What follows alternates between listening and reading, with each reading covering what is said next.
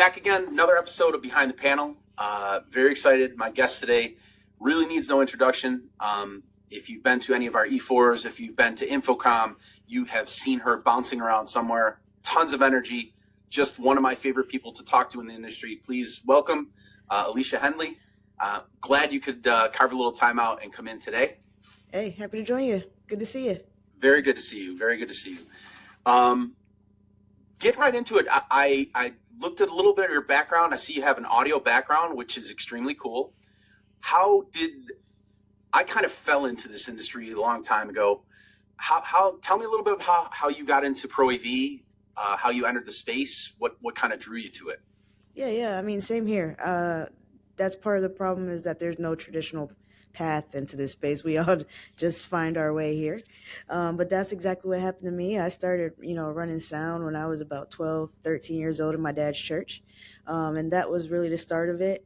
Over time, people started coming to see what we were doing, and it led to consulting. Then eventually I moved from Connecticut down to Houston, Texas, and it was a completely different ball game, right? You could fit Connecticut inside of Houston probably a couple of times. So it was like, well, what am I supposed to do in this new big city? How do I showcase my skills? And it was rough. So I ended up going to trade school, an audio engineering trade school, to try and create more opportunities for myself. After that trade program, you get your certification in audio engineering, which then led me to more of like the hotel sector. Load-ins, load-outs, set up stages, set up audio, set up lights, whatever, do your grunt work, pay your dues, and then I finally got to touch a board. So I got me back in front of a mixing console, mixing shows and, running events. So that was amazing. And eventually after doing that for a while, going from each corner of the city of Houston, loading up and loading out, I found an internal position that was more in-house. Basically, I worked for a school district, K through 12, but that multi-purpose facility, it was huge. It was built for all of the schools to come and do prom, football games, graduations, theater project, you name it. They use it for everything. So there was a conference center, arena, theater, and a stadium all under one roof, and that was fun.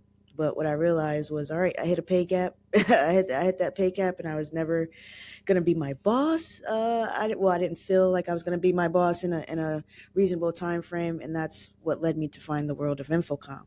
And I was like, oh man, instead of operating, digital signage and audio consoles and all kinds of stuff, lights, microphones, I could actually work for the company who makes them.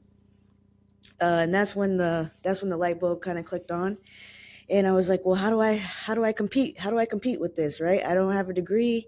People don't know me from anywhere, so I started making content, and now it's a full-fledged thing. I'm everywhere making content, so I'm excited. It's a great story, and again, when I said it before, I mean it. Your energy is amazing. It's contagious. Whenever you do come into a place, you really kind of take it over, and please don't ever lose that, because it's something that's pretty unique in this day and age too. It's just, to me, what struck me is, I'm not going to shock the world here, but I'm kind of old. So to see younger people like yourself kind of coming into the industry with just great energy is really amazing. And I'd love to talk a little bit more about your technical background, because you kind of did it backwards. Most people come into the industry, like whether it's a sales role or something else, and then they go get their CTS, then they get the technical stuff. But you came in first. So to have that as your ground floor, has that made, you can sling lingo with the best of them. I'm sure you and Tom Kerr can have the nerdiest conversations in the world at some of our E4. But how has that helped you, having the strong technical background? It's been everything. It's been my foundation. And that's part of the reason a lot of people have expected me to be full-fledged marketing by now.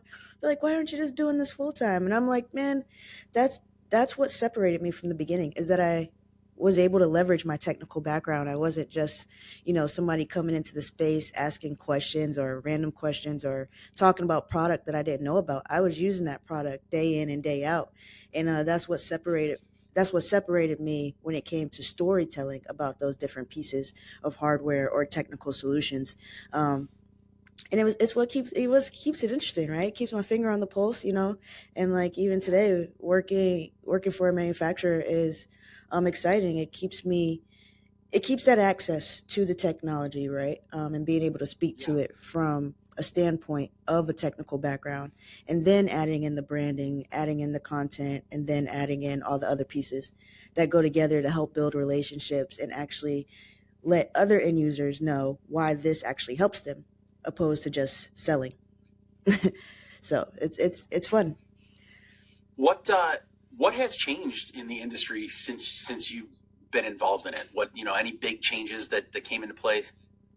Changes. I mean, we finally stopped arguing about AV over IP. I mean, I was like, man, I was like, how long is this thing gonna last? I mean, it's already happening. Like, I was, when I first got into space, we were already using Dante throughout the facility. We were using NDI. I saw like the transition from CobraNet into those newer models of AV over IP. And that debate went on for so long. I think we're finally starting to actually embrace it, or maybe not. I don't know, depending on who you're talking to. But I'm just finally happy that people are starting to embrace it. I, for me, I mean, the latency issues alone, not using it. I don't know if you could tell, but I am from Buffalo, so being in the where the Sabres play hockey. If you ever go into the suite area, they have the TVs that have the displays on, but Yep. they are a full 15 seconds behind what's happening on the ice. So Mm. they really need to get their tech people to understand what AV over IP means so that they can Yeah, get that done there as well. slowly but surely. But at least I feel like as internal, right? People who are selling and producing and making the products, I feel like it's no longer a debate if AV over IP is a thing. Like, clearly it's a thing, guys. Like, let's move on to the next debate. Now we can debate ceiling microphones or whatever else. When it first came into InfoComm, it's all you saw everywhere. Everyone was talking about their AV over IP solutions, and I don't even think half of them grasped it. But it is good that we've kind of moved to that point, at least to where, okay, this is the way. Yeah, it's like the Mandalorian. This is the way, right? So Yeah, now exactly. we all have to kind of do the AV over. Yeah, and shout out to Rob. Shout out to Rob Ziv. He was, we were when I first went to an E4. I was still an end user, and he was doing a presentation over, audio over IP. So he's running through all these different things. I was able to get my Dante certification, and I've been all across the world doing Dante trainings. I even used to work for Audinate. So I mean, it's been a wild ride, but I'm still still dear to the heart that AV over IP is here to stay. We got to embrace it. But yeah, Rob Ziv, he's a genius. Shout out to Rob. He really is. He really is. We keep him locked in a closet here. We don't like that genius. We bring him out for E4s and InfoComm. We don't like to let the Rob Ziv genius kind of Yeah. permeate too much. Brought up InfoComm. Any thoughts on InfoComm this year that any products stand out or any manufacturer stand out as something that was kind of new, different, or exciting?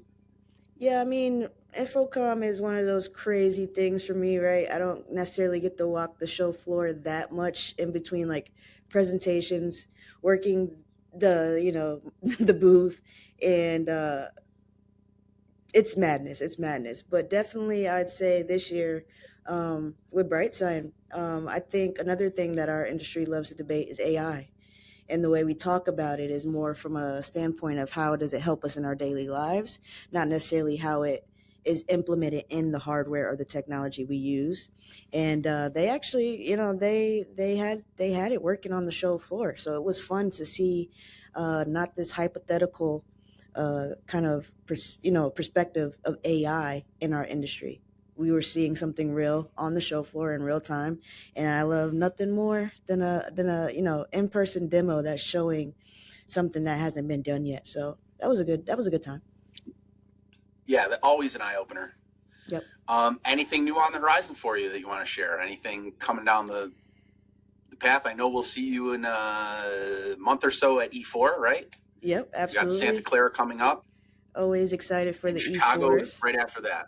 Yep. So, I've already started digging through my clothes to get my winter clothes for Chicago because I'm pretty sure it's not, every time we go there, man, I'm freezing. But yeah, definitely looking forward to the E4s. Those are always a highlight of my year, hanging out with the Almo family, just getting out there, having some fun, talking about what you are doing and how you impact our industry. So that's always fun.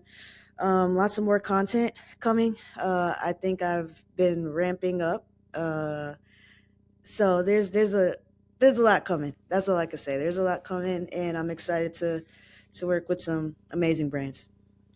I do have to take issue. Didn't you say you're from Connecticut? How can you find Chicago cold if you're originally from Connecticut? You've already transitioned, you're a southerner already? You just it's out of your blood. You don't have the northern blood anymore?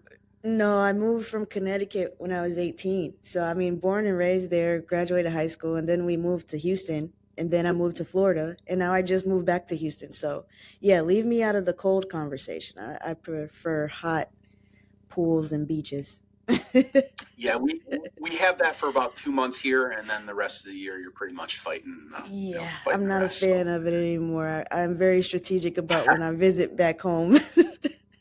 Uh, I'm not looking forward to this year. So my wife and I are about to become empty nesters. My son is moving, so that means that the process of removing snow from the driveway falls entirely on me and with no help. Yeah, So it's yeah. not See, I looking don't miss forward to that. that this winter. That is for sure. Well, That is try for to stay sure. warm. Don't slip. You know, put your ice down, and I mean, try to stay warm, dude. You guys got it pretty hard last year. Well, every year. It's I Buffalo. don't recall a year that we don't get it pretty hard usually. So it's the way it works. And if you're from Buffalo, you kind of accept it. But I still wear shorts pretty much year round, so that hasn't changed from my high school and college days. My kids all do the same thing, so they're knuckleheads like me. So I've passed that down. Um, Again, very excited to have you here. Anything else you want to share with us? Anything you can, any words of wisdom for somebody that might be new to the industry? I really try and gear these towards folks that might just be entering the AV industry. Anything, you want to impart some words of wisdom on some young folks out there? By all means, this is your platform to do it. I, w- I would say leverage your platform. Leverage your platform, but also utilize the platforms that are free, right? So training, I talked about leveraging my technical background. That's still a very much part of my everyday um, initiative, right? Stay learning, keep learning. There's lots of free trainings. E4 is always one in your backyard, and it's free, right? Dante training is free. It's a lot of training out here that you could build your foundation on for free. So don't uh don't let it sit there. Love the Dante training. I did all three. Of all three, the third one was my favorite because that was the one where you got to kind of play with things and make all the connections. But yeah, fantastic advice for those folks out there. I mean, literally any manufacturer that you talk about, Legrand has a great portal for learning. ClickShare, who I represent, they have some great stuff on there if you ever want to learn more about the ClickShare device. And you mentioned something about having it in front of you. Open a box and connect something, see how it works, see how everything plays together. It's really the only way that you're going to find out anything. You can read as much as you want, but until you actually touch something and kind of get in there, that's the way I learn. It's a lot easier for me to actually do it, which is I think why I like that level 3 of the Dante so much, because you're allowed to interact with it a little bit more. So well, I really appreciate your time. Thank you again for coming, and we will see you at Santa Clara. Hey, anytime. Can't wait to see what sneakers you're rocking this time. I I've got some I You got got some some heat? bears ready to go. I've got some really, really good. As I get older, I mean, got to have a shoe game, right? I mean, I can't do Yeah. much else, but I can at least step up my shoe game and improve on my wrestling t-shirts. That's about what I got left. Well, So, awesome. I look forward to Alicia, seeing you and thank the you team. so much. Awesome to have you on, and hopefully we can do it again someday. Likewise. Thank you.